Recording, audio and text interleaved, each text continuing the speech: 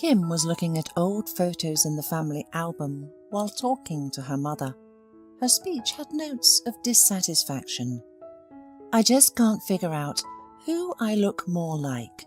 Appearance-wise, everything is definite, but when it comes to my life path, I still don't have a clear vision of my future. My grandma worked as the head of a department at a medical school for many years. My grandpa was a scientific researcher, and my dad works as the chief engineer at a factory. Putting the photo album aside, Kim added, "And you, Mum, are a teacher. So, why am I working as a nominal designer in a dumpy workshop, and my boss never listened to me? It's not just that I have no plans for advancement, but the director is always picking on me.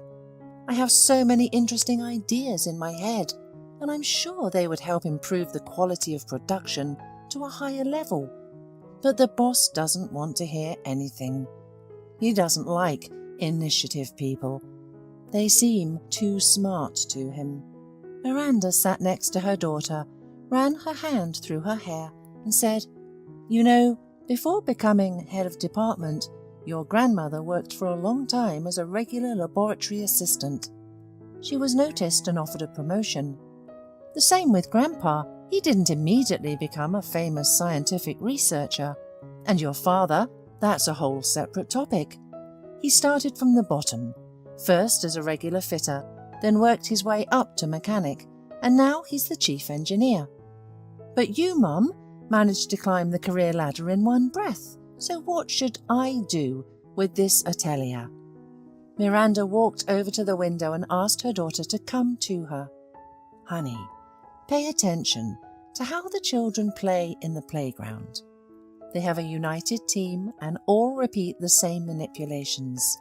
And if someone does it better, the children immediately adopt the experience of their neighbour."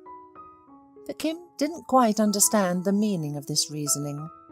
"Mum, let's keep it simple, without psychological tricks. Sometimes it's hard to understand you." Not to delve too deeply into the thought, the mother summed up, "Children just have a sense of unity, and it lasts a long time. Your director is an egoist, and he no longer has such notions as working together in a coordinated team. He is satisfied with the result, as long as it brings in some money, and improving the result doesn't interest him at all." Her mother was still saying something, but Kim wasn't listening to her anymore, thinking over her conclusions. She decided that if she was a good professional and not appreciated, she would not try to impose and knock on a closed door and just continue to work as an ordinary seamstress. But if a better option presented itself, she wouldn't miss it. She was distracted from her thoughts by her father, who had returned from work. "Hello, my dears. This weekend we're going to our friends. They invited us to organise a picnic together. I think it's not a bad idea, especially since we haven't been in nature for a long time." Miranda gestured to her daughter that they could continue the conversation later. "Of course, dear. I fully support your idea." Kim had no other plans for the weekend, so she agreed to come with them too. The next day, the girl arrived at the atelier a little earlier than usual and didn't immediately go to her workplace.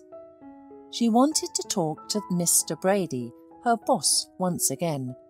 Even after talking to her mother and receiving hints about unity, Kim still hoped to show initiative. The owner of the atelier arrived later than usual, and seeing Kim at the threshold of his office, asked, "What are you doing here? If it's about money, the salary was paid last week, and don't expect any advance payment. You haven't earned it yet." These words offended Kim, but she held back to avoid saying anything unnecessary. No, Mr. Brady. I'm here not because of money. I just thought we could use the ideas I mentioned last time. I think the atelier will only benefit from it." Mr. Brady frowned and replied, "I know what we need, and your original ideas don't interest me at all. By the way, I am a technologist by education, so you don't need to teach your director." It was another frustrating remark that Kim also endured. She wasn't used to swearing. "Well, okay, Mr. Brady, you know best. Sorry for taking your precious time." And she silently sat down at her workplace. Throughout the day, Kim tried not to look at anyone. She understood that people were gossiping behind her back, but she had immunity for such cases. Her grandmother often took her to medical school, and there, when she spoke to the audience, she sat her granddaughter next to her, as if a faithful assistant. So Kim had been long accustomed to being the centre of attention. Remembering this, Kim drove away the gloomy thoughts. The end of the working day was approaching. Everyone began to gather, but suddenly a woman flew into the atelier like a meteor. She was wearing expensive clothes and had several exquisite gold rings on her fingers. Moreover, a gorgeous bracelet made of precious metal adorned her left wrist. Kim thought this was another boss's girlfriend, but no, when Mr. Brady came to her, she began to scold and shout at him in front of everyone. "I asked you not to skimp on the material. Don't you understand me at all? I'll punish you once with money, then you'll understand that this is no joke." After this, thoughts of a girlfriend fell off by themselves. Kim guessed that this woman was a regular and very valuable client. At least, she knew Mr. Brady well enough to allow such eccentric outbursts. Mr. Brady lowered his head like a guilty schoolboy. "I'm sorry, Mrs. Hobbs, I'll fix everything. The thing is, I'm catastrophically short of qualified specialists," excused the director, and took the client to his office. What a crafty fox he is. Kim puffed up her cheeks with anger. He says there are no good employees, but he rejected all my suggestions. I need to remind him of this again.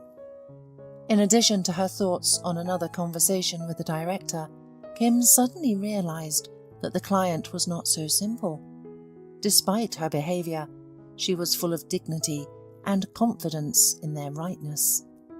It was clear that the woman, Mrs. Hobbs, knew exactly what she could demand and when it was better to keep quiet, and she was probably an excellent clothing designer. Judging by her stylish appearance and expensive jewellery, she was at least the owner of a modelling agency. Most likely, Kim would be able to come to an agreement with her by offering original ideas. After 20 minutes, Mrs. Hobbs left Mr. Brady's office. He looked out after her, and his face was a deep shade of red, and sweat was pouring down his forehead. Apparently, it was hard for him to endure all of her reproaches and criticisms. Turning her head as if examining new possessions, Mrs. Hobbs left the studio. Just in case, Kim looked to see what car she had come in. An expensive black fancy car was parked in the yard. It was clear that the woman was wealthy. In her thoughts, Kim was already looking forward to presenting her new clothing samples to her, but these were just dreams. When she got home, she decided to consult her mother. "So what do you think, Mum? Am I doing the right thing if I show initiative to her?" Miranda crossed her hands on her lap and replied, "I wouldn't rush to make hasty decisions. You yourself said that your director doesn't like initiative people. But what if you ended up being the fall guy? On the other hand, he who does not risk does not drink champagne." Kim took note of her mother's warning, but she still wanted to test her persistence in action. There was silence in the atelier for almost a week. The wealthy client did not appear, and Mr. Brady looked darker than a cloud. He felt as if he was driven into a certain framework and was not at rest. And although he knew perfectly well that Kim could become his indispensable assistant, he used to do everything as he saw fit and refused any new ideas. Kim had already decided that Mrs. Hobbs would not visit them again, but on Monday morning, the woman visited once again. After a wonderful weekend with her family at a picnic, Kim did not really want to spoil her mood. However, curiosity got the better of her, and she decided to approach Mrs. Hobbs. The woman was trying to figure something out from Mr. Brady near the racks of clothes. "When have you been asked to send an order?" "Did you listen to me, Mr. Brady? Maybe it's time to pay you less or even change the atelier. Sorry, but my sales deadlines are being missed, and I really don't want to be embarrassed in front of serious people later. In general, correct your mistakes, and finally, find a good designer." The cherished word for Kim was spoken. She flew towards Mrs. Hobbs like a bird, but stopped abruptly halfway. At that moment, the woman took one of the finished items in her hands. "And what's this? Whose hands did this mess come from? What kind of incompetent people are working for you here? Mr. Brady, why are you silent? Answer." Kim saw that Mrs. Hobbs was holding the dress she had been working on for a long time. Her mind became cloudy, and instead of finding out what Mrs. Hobbs didn't like about the dress, Kim blurted out, "How dare you judge a person just by looking at their work? This dress is my creation, and I don't think there are any flaws in it."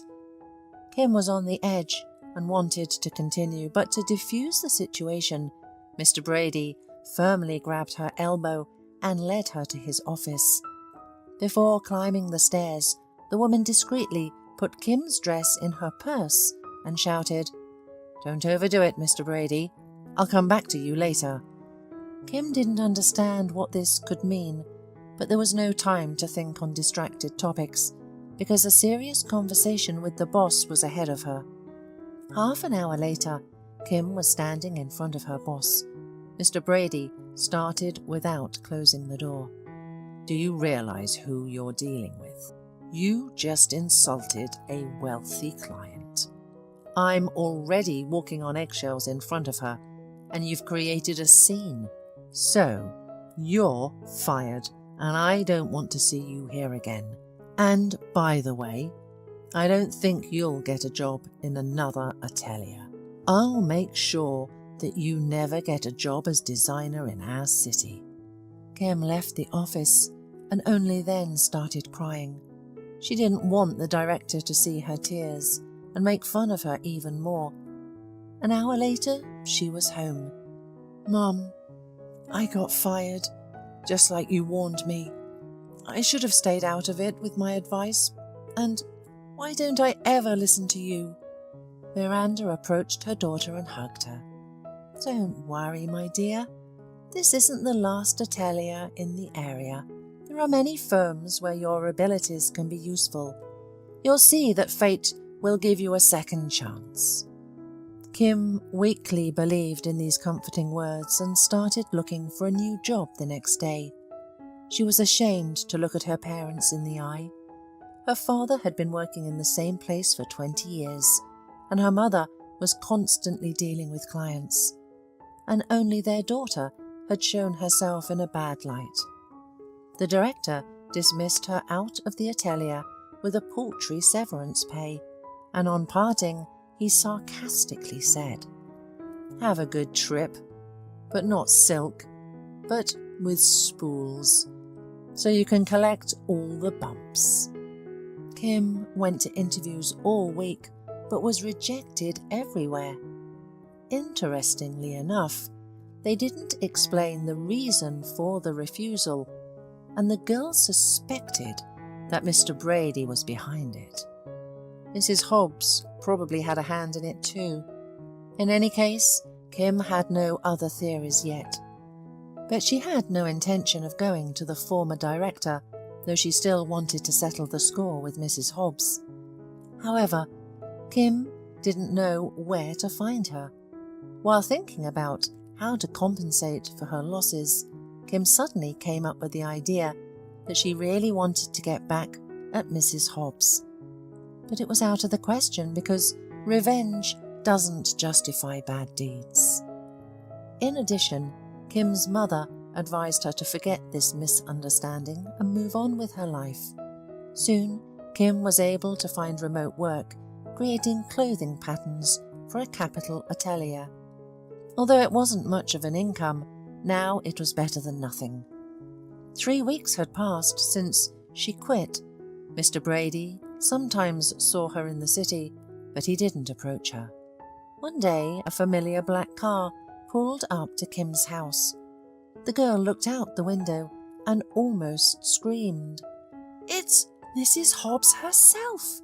Who has arrived? She wants to humiliate me here too. Well, now I'll tell her what I think of her." Running out into the street, Kim ran up to the car and kicked the tire, shouting, "Why did you come here? Isn't my shame in front of the atelier director enough for you? I was fired because of it, and now you want to trample me here too?" In response, Mrs. Hobbs handed her the very dress she had rejected before. "This is your work as far as I remember, and I'm not going to humiliate you, Kim. On the contrary, I would like to offer you a job as a designer in my company. As you may have guessed, I own a private modelling agency. I work only with wealthy and successful people in our city and neighbouring regions, a very narrow circle of clients. Also, I have a network of stores for selling clothing, tailoring and repair. And in Mr. Brady's atelier, I am a co-founder.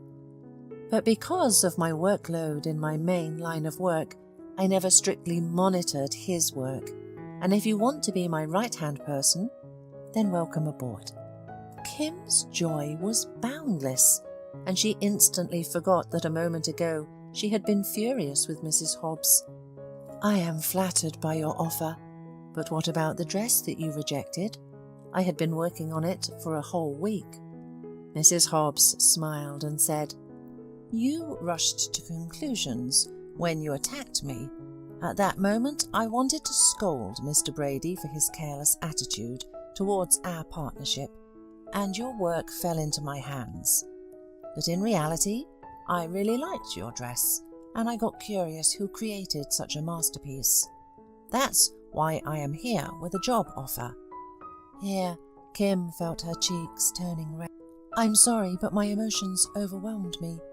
By the way, what about the atelier? If Mr. Brady finds out that I've joined you, he won't let me work in peace." Mrs. Hobbs looked at the girl meaningfully and replied, "You'll see everything tomorrow. I haven't told you the main thing yet, but that's later. I'll pick you up tomorrow morning." Surprisingly, the black car was parked outside the house again at 8 o'clock in the morning. With alarm and nervous excitement, Kim got into the car. Together, they arrived at the modelling agency. The first introduction to the staff was successful. "Well, there's nothing to worry about. You were accepted normally. Now, I'll show you your office." Kim could only dream of such a thing. A separate workplace, and even a view from the window of the business centre was simply wonderful. For 2 hours, Mrs. Hobbs explained the intricacies of working at the agency to Kim. A little later, they got back in the car, and Mrs. Hobbs said, "And now, let's go visit Mr. Brady. I think he will be happy to see a new business partner. By the way, you look great. Did you make the suit yourself or buy it?" "I designed it, and then the tailor sewed it to my specifications." Half an hour later, they arrived at the atelier. "Come in, you won't get lost here. It hasn't been that long since you were fired," Mrs. Hobbs joked. Mr. Brady was shocked when Mrs. Hobbs introduced him to her new protégé. Kim would supervise all orders from now on. "And look, Mr. Brady, she won't let you off the hook. I put up with you, but I think Kim will put you in your place quickly. I know what she's capable of." The director suddenly turned red and retreated to his office. On the way, he told Kim about the successes they had achieved in the last month. The figures were not that impressive, but Kim firmly stated, that she would put things in order. After that, Mr. Brady did not accept any orders without her approval. Sometimes Kim remembered her mother's words about unity and told herself mentally, not all people behave arrogantly when in charge. And she was right, because Mrs. Hobbs never spoke to her as if Kim were not an employee, but rather the company's property. Thank you for listening, and have a nice day.